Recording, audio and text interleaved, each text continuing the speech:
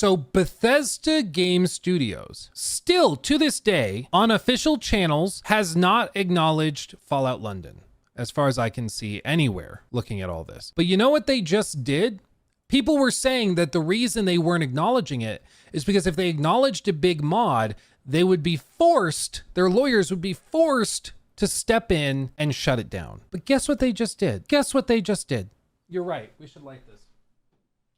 Guess what our Lord and Savior, the King himself, what his group just did that makes all of that total nonsense now. They just shouted out the Skyblivion mod team, which, to be clear, that's good. It's good that they shouted it out because these modders do amazing, amazing work. But the whole justification, the whole defense that like BGS stands were yelling about them not referencing Fallout London, despite Fallout London, everybody saying being like the best Fallout game in years and years and years. They said they weren't acknowledging it because if they did, they'd have to shut them down. So really, it's actually a good thing they're not referencing it, but they're referencing this one. So now that there's just isn't a defense, apparently, there isn't a defense for why they're not shouting out Fallout London. Like, isn't that just weird? It's odd. Again, I'm glad they shouted it out. My point is they should also be shouting out Fallout London, which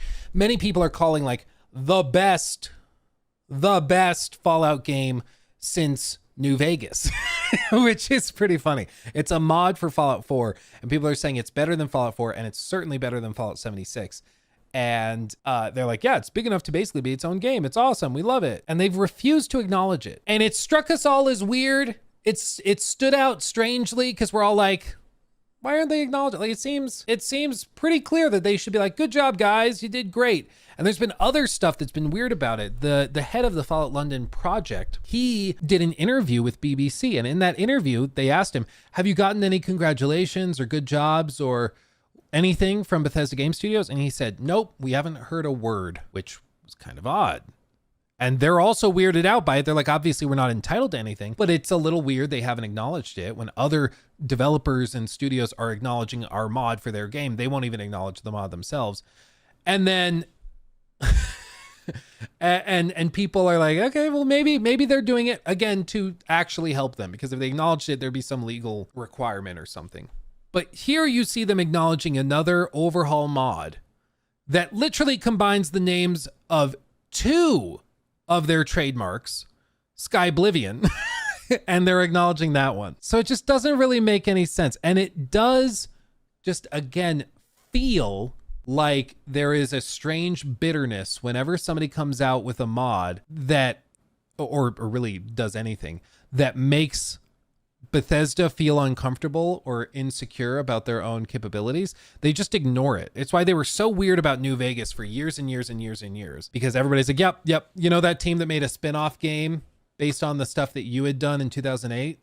Yeah, that's way better than what you did in 2008 and in 2015. And so they're really weird about it. And then this time around, they're also being kind of weird. I don't know, not trying to defend Bethesda, but maybe it's because Fallout is a more active IP for Fallout. I mean, they're literally about to launch Elder Scrolls 6. Like they're about to kick off another big one. They just announced another Elder Scrolls adjacent mobile game. Oh God, what the hell? This is why I can't ever go on X anymore, because it's just, there's so many weird posts. Thankfully, my screen capture wasn't on. I pulled it up. I hit the back button, and it just goes to like two people making out on the homepage. I'm like, Jesus Christ. But this, like, they're literally just announcing this 5 hours ago. They have this post about, and they repost it, about the Elder Scrolls Castles, the new mobile game that they're coming out with. So Elder Scrolls, if anything, is more active in terms of game development than even Fallout is. Because other than Fallout 76, occasional updates and expansions, they don't have anything else coming, but they're releasing new Elder Scrolls games. So even that, like, the Elder Scrolls franchise is more active, I think, than Fallout. There's more stuff happening there. So maybe they acknowledge only the ones under the Creation Con? Probably. I don't know, but at the very least, it's not clear. It's just, there's just a weird funk around it. And this is not the first time this has happened. And it's just really uncomfortable and strange to hear them acknowledge another big overhaul mod and then continue to ignore the big one that already launched, that's out right now, that people love and say is the best Fallout thing we've gotten in years and years and years. It's just weird. And I think that they should come out and say, good job. They should acknowledge it. And there's been other stuff they've done that's weird. Like they were supposed to launch Fallout London back in April, and they had to delay it because Bethesda randomly dropped unannounced the next gen update. Now, of course, nobody's entitled to news. They're not entitled to know that that's coming. It was a big surprise shadow drop that broke everything. So they wanted that breaking of everything to be a surprise. I get it. It's exciting to have everything break. So they decided to do that without telling anybody. Okay. Still kind of a dick move. You know, the biggest mod that's happened for Fallout ever is about to launch, because nobody's going to tell me they aren't aware of it. I mean, they've got hundreds and hundreds of employees. They knew that that was coming, and they decided to issue that update and like break everything. So they had to delay the mod after that. And they said what they wanted to do was to make Fallout London available on Steam through like the workshop program. So basically you could hit a little add to my version of Fallout, press the button, it installs everything through Steam, and you're good to go. They couldn't do that, so they went to GOG, which is owned by CDPR, who develops some of the games that directly compete with Bethesda Game Studios titles, and they provided them a platform to allow for easy installing of Fallout London. Like they literally went to the competitor, and they did a better job of supporting the mod for their competitor's game than Bethesda could do themselves. It's bizarre. It's bizarre. Say, read the post, the comments on the post. Let's see. I wish you guys would talk to Xbox so we can get these awesome mods on consoles. See, Jesus. Humanity at its finest. Fallout London also deserves your attention. They did an amazing job, or made an amazing job. Did Fallout London ever get to do one of these with Bethesda? I mean, people are bringing it up at least a couple of times. That's a great post, Bethesda. Actual bot comment. But like, this is just what's weird about it, is they just did the thing. They did the thing. They're going to do like an actual creation mod con stream about it, but they're just going to ignore Fallout London, like the biggest mod that's actually released for any of their games ever. It's just weird. It's just weird. I've tried to decipher Bethesda, and all you can really go and land at is either they are incompetent and they just don't really know what they're doing at any given moment. So they sent out this thing. They're going to do a collaboration with Skyblivion, but they didn't do one with Fallout London because they just forgot to send the email or something. Or there is something really petty and stupid going on where like they're bitter about the reception of Fallout London, so they refuse to acknowledge it until he gets in an interview and it's like, yeah, they did a great job. I'm really proud of them. But that's all they're ever going to get. Meanwhile, they're actively like sabotaging their efforts to launch by by not giving them heads up for anything or talking to them or acknowledging them at all. Or there's some legal something or other that's at play, but this seems to directly conflict with that. And even then, based on the people I've spoken to, I had it's a long story, but I had a call with an attorney for something very separate from all of this. And I just like off the cuff was like, can I ask you a really random question? If you're going to charge me, like, I just want to ask, but can I just ask you a really random question? He was like, sure. And I asked him about this. I was like, is it the case that that if somebody has a trademark, like a company has a trademark, and then somebody does something with that trademark roughly adjacent to it, that acknowledgement of the other party that's sort of doing something with the trademark, would that mandate then legal action to be taken, like cease and desists and stuff? He's like, well, it wouldn't mandate. Their knowledge of it would mandate it. So if they knew about Fallout, or if not Fallout, if they knew about the thing that is potentially infringing on their trademark, then they are obligated to do it. And if it's something really well known, then they're just obligated to respond. He's like, but you can always just get around that by just signing away access to the trademark. It's like, that's super easy. It's like, oh, so even if that is true, even if it is true that acknowledgement of Skyblivion means that they would have to go and file a trademark cease and desist or something, they can just have the team at Skyblivion sign a piece of paper that says you have permission to use the Skyrim and Oblivion trademarks in combination with the title Skyblivion. They could do that also with Fallout London. So it just doesn't make any sense. Blake, I emailed the people I know from Bethesda. The one person that got back to me on this topic was basic, and I didn't like, of course, take this all with a grain of salt. It's one person. The reason I didn't make the video talking about it is because I wasn't able to confirm it with two people, which is typically how I try to set the standard. If I hear from two people independently that like work in different departments or clearly like haven't talked to each other, then I can corroborate it. So if one person over here says, oh yeah, they told us not to talk about Fallout London, my boss did or a coworker did, and then a guy that works over here says the same thing, boom, it's confirmed by two independent sources or relatively independent sources.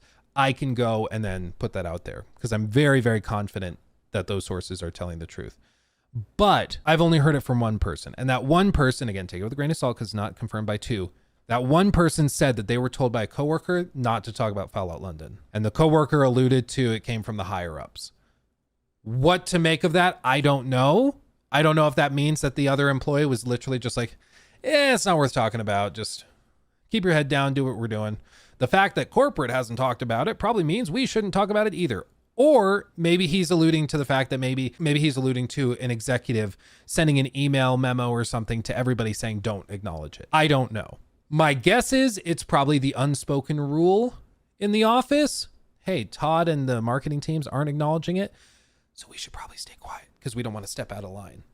That would be my guess. But again, I haven't heard from two independent people, so I've only heard from one. So make of that what you will. I hope if other people are able to get a hold of their contacts and confirm, that would be awesome. If other people have contacts that they could talk to, maybe then we could confirm it. But just notice the candle. Isn't that funny? Spencer, thank you for the 5, by the way. It goes even deeper. Click on the first comment about London under that post. They shouted them out in 2022 and they can't now because it uses stolen assets. Hold on, let's see. Humanity Fallout London, this one. Legally they can't because Fallout London uses assets from other things. Terrible explanation, but they legally can't. They still can celebrate them. No, am I mistaken? They can't promote something that uses stolen assets. What's your source for them using stolen assets? Fallout London, playing it or watching someone play it. Bethesda also typically doesn't mention mods like this one. Fallout Frontier is a good example. Why? Yeah, it's not a Bethesda game, but you never know what's hidden in the mod. They promoted it. So his source for them using stolen assets is that he's seen gameplay. I need more than that. Like that is a serious accusation and they're just not going to follow up on it. But this one for September, we're highlighting the modding team behind Fallout London. Hear what challenges and inspirations they encountered while aiming to create one of Fallout 4's most ambitious modding projects in this month's featured modder article. So they have acknowledged it, but they refuse to address it now. So why wouldn't they acknowledge it now? It's one big headache. They talk about it 2 years before it launches, and then it comes out, is received amazingly well, and then they don't talk about it. That just hurts my brain. Like, I don't understand. Like, you already did the hard part. You acknowledged it. Okay, so why aren't you acknowledging it when it launches? Todd, your ways are a mystery. Your ways are like the seas. Yeah, we acknowledged it 2 years ago. We don't have to ever reference it again. Most likely a drama issue. I mean, this demonstrates that at the very least, the claims that they can't acknowledge it for legal reasons is actually out the window. Like here, this was already weird. They acknowledged this. They acknowledged another mod. So clearly they're allowed to acknowledge other mods. And then like this link here, and thank you for bringing this up, Spencer. So they've acknowledged it in the past officially, but now that the game is actually, or the mod is actually out, they just refuse to acknowledge it and talk about it. Like even down to other people within the team, like Emil, like I don't think Emil has referenced it at all either. And this is like the head writer for Fallout 4, for Fallout 3, for Starfield, and just no acknowledgement. Isn't that weird? I hate that that's the only thing I can conclude from it. It's just that it is weird. But when literally no one that works there and the corporate bigwigs, like nobody is acknowledging the biggest mod for their games ever and the best received mod that they've ever had, probably, at least on this scale, when they've already done the hard part of acknowledging it once 2 years ago, it's just strange, man. Maybe they have a policy not to talk about stuff that's already released, but I just don't like even that. They're doing other stuff for other big mods. that are coming out, and it just gives me a headache. It just gives me a headache. The whole thing. They're too focused on leather jackets, I guess, man. Maybe they're busy playing it. Maybe. So all of that to say, because that's what I say a lot. It's one of my verbal tics. Luke, all of that to say, Stevens. All of that to say, I don't know what the hell is going on with this. The more I find out about Bethesda and Fallout London, the weirder it is. And maybe it is as simple as just, they're like, we acknowledged it 2 years ago and we don't need to acknowledge it again. They're not entitled to our attention, so we're not going to give it to them. And maybe that's all it is. It's just kind of like a sassy, petty, weird thing. Maybe there's a policy not to acknowledge or talk about mods when they launch, but only in the years leading up to it. So maybe that's what this is. You know, they're like, yeah, just a heads up, Skyblivion, once we do this, we're not going to talk about you next year, okay? Maybe that's the policy. Still, like, all they ever gave to Fallout London was a single post, a modder highlight, and after that, that's it. And apparently they've never even like spoken to the Fallout London guys. The Fallout London director was like, yeah, they won't respond to emails, they won't acknowledge us, they won't talk to us, they won't, like, nothing. The whole thing is just weird. Somebody in the chats and in the replies of some of these posts are saying they can't acknowledge it because of stolen assets. But when they're asked how you know that the assets are stolen, they just say, because I played it or I saw videos of it. And that's not really, that's not really a great piece of evidence. Your Honor, the plaintiff, he killed a guy. Really? How do you know he killed a guy? Because I saw it. Trust me. Like, that's literally all he's got. So maybe that is the case, even then I'm not sure, you know, what the expectation or standard would be, but still, maybe that is the case, but I'm going to need more evidence than trust me, bruh, from an anonymous user on X. But whatever's going on, it's funky, it's weird. I think they should still acknowledge it. They've already acknowledged it once. So all of those people defending Bethesda saying, nope, they can't reference it because they'd be in legal trouble. Bada bing, bada boom. Shout out to Spencer for telling me about this. They did acknowledge it 2 years ago. So that clearly is not a good enough excuse. So what's the deal? Why can't they just at least acknowledge it and give them credit? It just seems stinky, and that's it. Witnesses are considered evidence. Witnesses are, hearsay is not. Hearsay is just when you're like, I said something about this. That's just hearsay. Witnesses giving testimony is evidence, but hearsay is not evidence. And that's just hearsay. He took my thing.